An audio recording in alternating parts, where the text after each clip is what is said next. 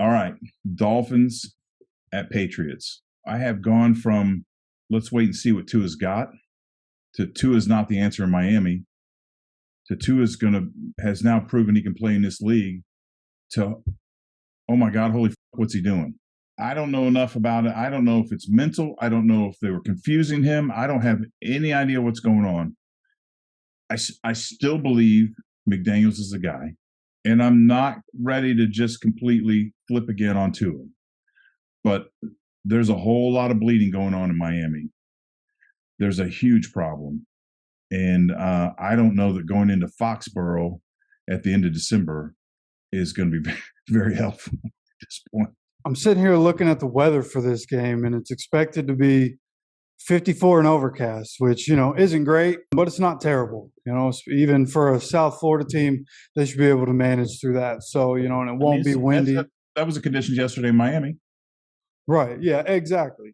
So, and they won't have to mess with the wind. It's only 3 mile per hour to the east wind. So it should be a fairly good game from a weather standpoint. And I don't think that'll be a huge factor in this game. With that being said, I don't know what I watched yesterday. Everything was going in that Packers game. The Dolphins all game long were picking apart, just finding openings in the Packers zones all game long.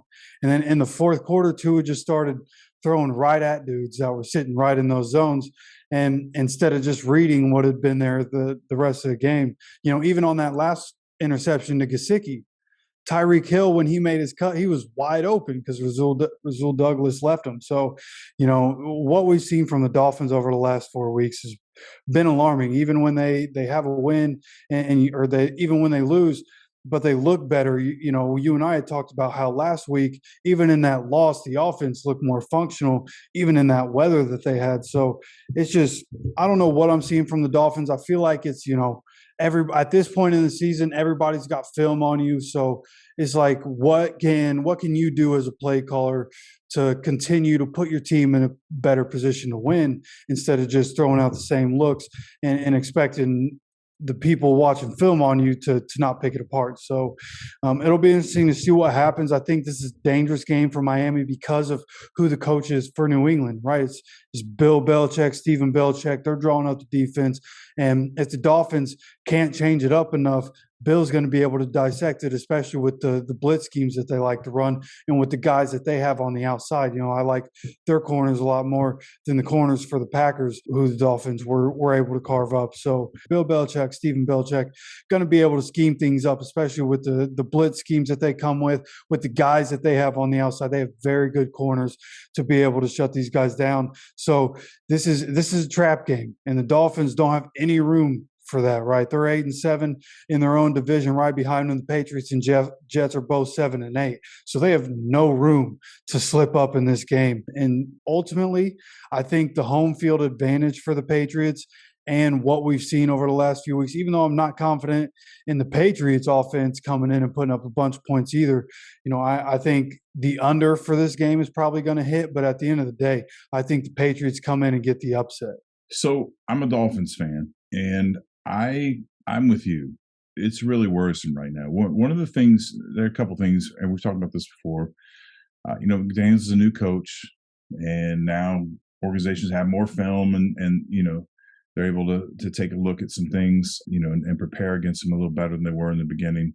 Not that they didn't know who McDaniels was, but you know what I'm saying. My biggest concern is the mental part of Tua's game. We've talked about this before on this podcast, that he admitted that the last couple of years he struggled with his confidence. He asked himself sincerely if he sucked, if he wasn't good enough to play at this level.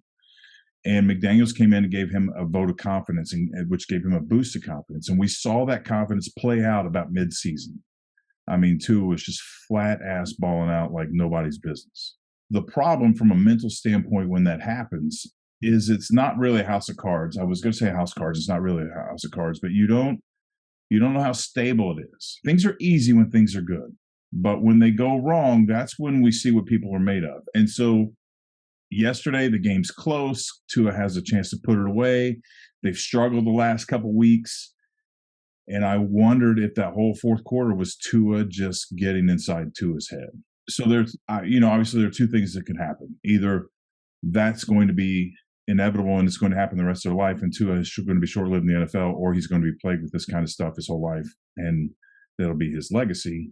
Or you know, the Dolphins will just get rid of him, or he'll overcome. And so maybe it's a developmental thing with a guy like what the kind of coach that McDaniel seems like to me is the kind of guy that once they get on the other side of the next two games, the Dolphins miss it. The Dolphins are probably going to miss.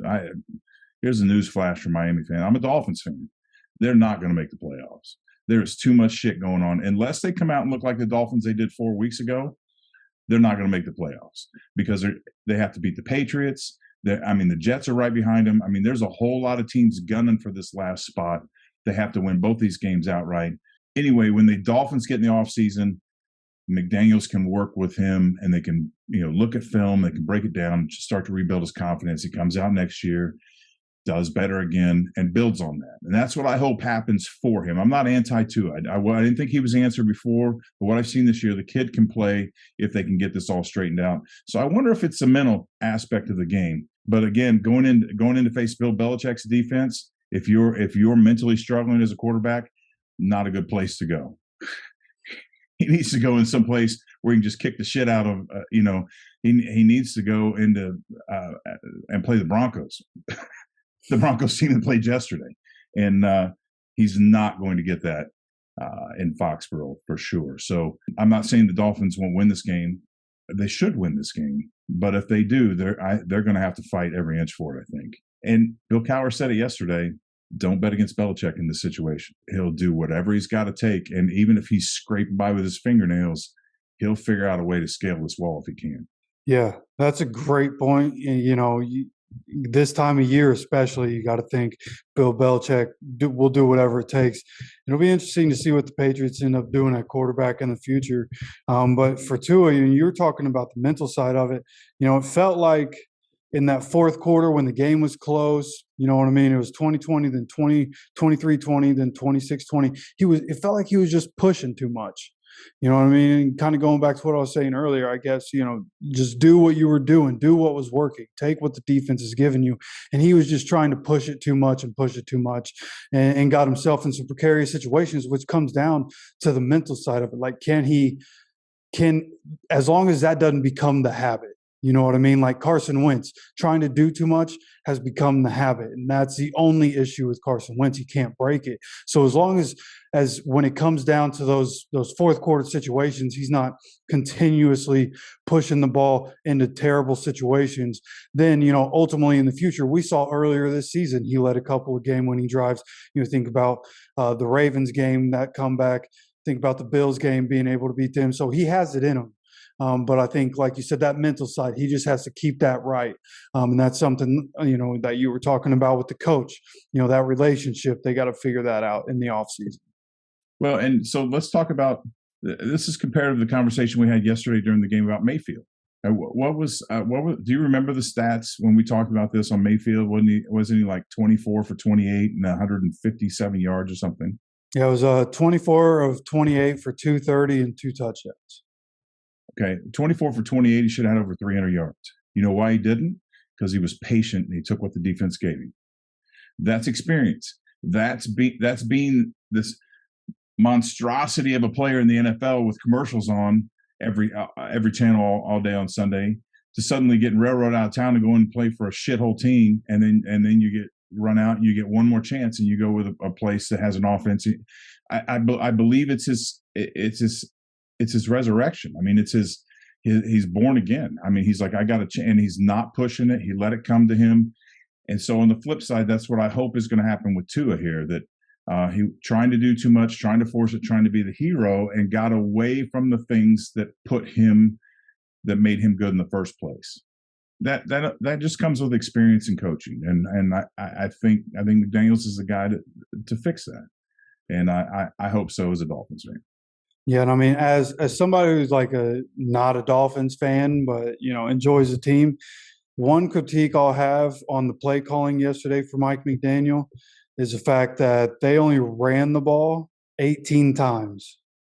And one of those was Tua, scrambling out and got 0 yards on it. So in that game, it was never out of hand, right? That game was within 2 scores the entire time. So the fact that they got away from the run game, you can't put the entire game on your quarterback. Like if it's close like that, you have to lean on your running backs, especially when they've had such good success over the last few weeks.